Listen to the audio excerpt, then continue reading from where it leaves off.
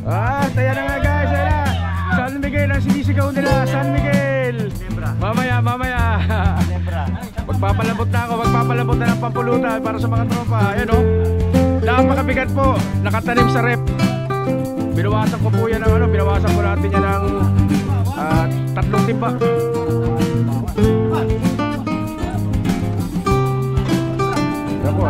Ano ba, ready ba ano? Di ba kat? So what's up mga kabose? Welcome po sa channel ko guys. To today's vlog.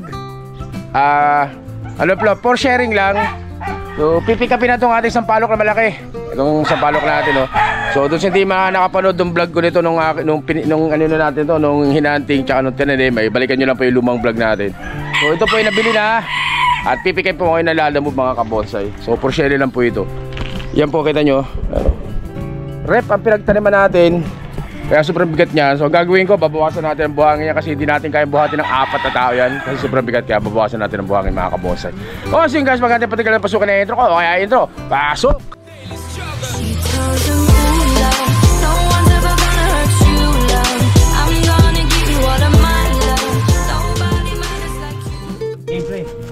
Tayo na nga guys.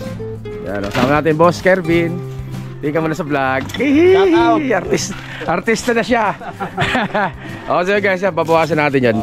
Daming buhangin ito, puro buhangin ito. Exposed roots po ito sa palok na to. Ito po yung exposed roots yan. So ginawa ko, tinanim ko lang natin ng malalim para mabuhay siya. Pero pwede pa yung bawasan ng hanggang dyan. Halos kalahatin itong rep para mapalabas yung exposed roots siya guys. Pero bahala na si Boss Eric yan. Ang ano lang namin ngayon, bawasan ng buhangin para mabuhat namin kasi napakabigat po nito. Napakabigat itong ano, talagang solid ang bigat nito. Kaya kailangan ko ng tropa mamaya na tutulong sa akin para ito po ay mabuhat itong sampalok na to. Ayan. So guys, siguro mga 4 na timba. Mabawasan ng 4 na timba ito para gumanggaan. Ayan po mga ugat niya buhay na buhay. So napakarami kong basher nito nung tinanim ko. Kasi ang sabi nila ay hindi daw po ito mabubuhay. Pero ganoon po talaga, ang sampalok ay napakaselan din sampalok. Lalo na kapag galing sa hunting. Kapag yung malalaki ay mahirap talagang mabuhay.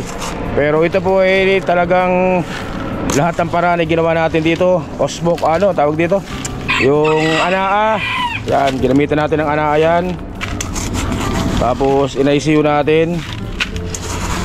Slilim, nilagyan natin ng payo, pinayungan natin para hindi masyadong maarawan. Yan. So lahat ginawa natin dito para mabuhay natin itong sampalok na to. At ito, 1 year na po, naka 1 year na itong sampalok na to, 1 taon na. Ito yung ganyan kalalaki mga sanga. For wiring na rin yung iba dyan. Mga lalaki na sanga nito. Itong ating sampalok. So bali itong sampalok na ito, rescued sampalok natin dahil ito po ay tatanggalin na ng may-ari. Dahil gagawing garahe yung lote, kaya pinapatay nila to. So inabutan natin, may mga putol-putol na yung mga ugat. Yung iba pinutol na yung mga sanga.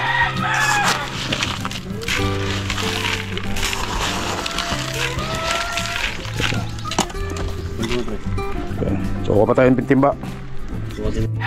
Atin guys, yan, bawasan natin. So cameraman natin si Jerry naman.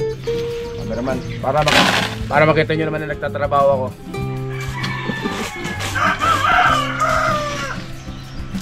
So napakamura ko po na benta to. Napakamura ko na ibenta tong sampalok na to.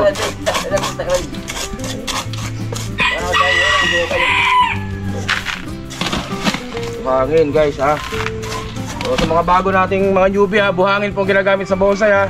Kaya buhangin yan, buhangin po ito na galing sa ilog. So tinatawag pong river sand. At kung bakit buhangin ang ginagamit, yan, ay marami pong kadahilanan niya kung bakit buhangin.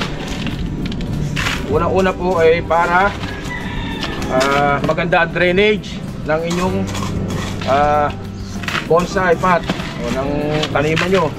Kagaya nito. So ito po maraming butas sa ilalim itong rep na to. Napakaraming butas yan para talagang madaling mag-drain.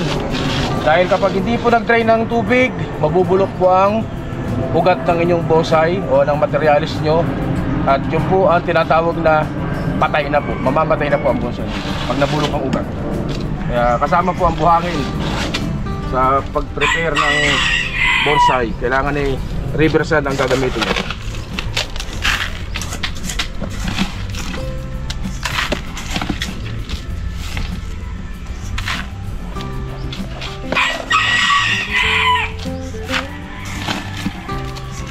Timbalang ata, mga 3 timbalang ata mababaw.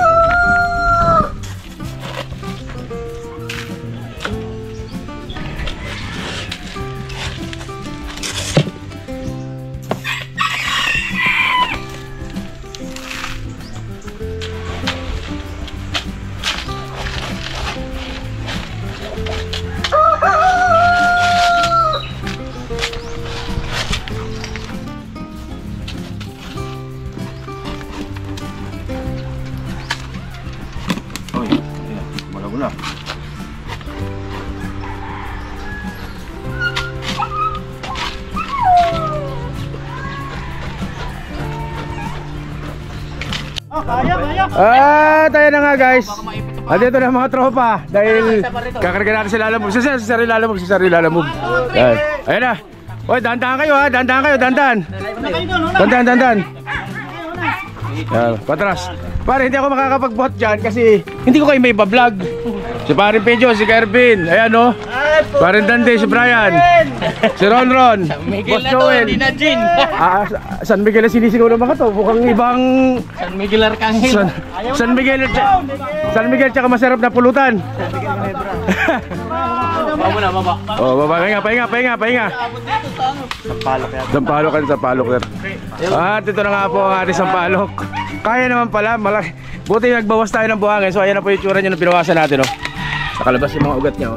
Napakaangas, napakaganda po nito sampalok na ito. Murang-mura po yan, murang-mura. Uy.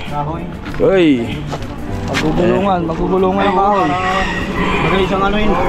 Sulak na lang. Yan, may pinaplano si Parin Dante, may pinaplano. Ano sa may-ari?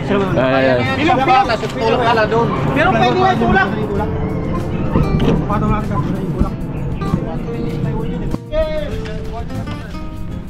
Tayo na nga guys, ayan na. San Miguel ang sinisigaw nila, San Miguel. Ginebra. Mamaya. Ginebra. Magpapalambot na ng pampulutan para sa mga tropa. Ayan o. Napakabigat po, nakatanim sa rep. Binawasan ko po yan ng binawasan po natin yan ng 3 timba. Mabali yung mga wan. Yan po, ano ba, hindi ba Hindi ba angat?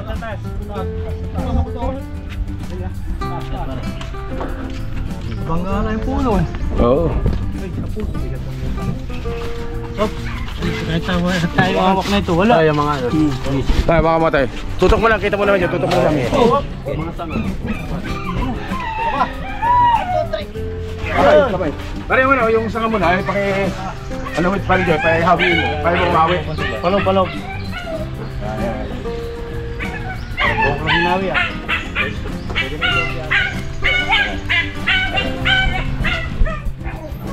Medyo sagad ng konti oh. Boss Eric sagad, kaya binaluktot namin yung sanga. Ayun. Opo pre, tatama yun sa gitna. Aircon. Bila. Sa gilid na. Dito lang sa bunga. Bunga dala, huwag nyo nang isagad pare. Para hindi. Hindi, sakol ko dito pre yung mga kawa. Sanga. Pare, huwag yung malaki-laki. Huwag yung dahan-dahan mo yung malaki. Importante yung pinaka-importante sa ngayon. Ang hawak mo na yung karbin. Yan. Alay. Dito na, papakain surog ba? Nagabante na. Bante. Kasapul pa rin na ito. Balog bro. Dandalan pre. Yan, napakaganda. Gagaling nyo talaga. San Miguel! Ginebra. Tama na yan. Yan, syempre, may ano pa, meron pang Bra, ikaw na muna. Take charge. Good, kasama tong Texas na to.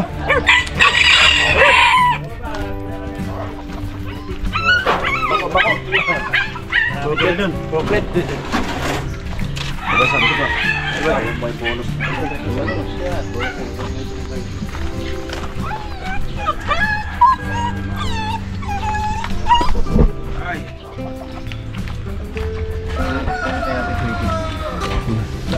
Texas. Palok na malaki na yan. Okay na pre, wala na. Okay na. Yun, so guys, naikarga na nila. Eto ko, taga-camera lang naman talaga ako. Naikarga na nila yung sampalok natin, napakaganda nito. O, Boss Eric, kaya na sampalok mo, on the way na papunta dyan sa UP. Sitayin. Picture natin sa kanya, sir. Yun. Ay, picture. Sir, picture ako pala, sir. Saglit na po. Picture mo natin para... Yun. Salamat. Ang payment po sa ano na? Sa kanya na po, sa kanya. Salamat. Thank you, sir. Salamat, sir. Sige po. O, yung guys mo, baka masama.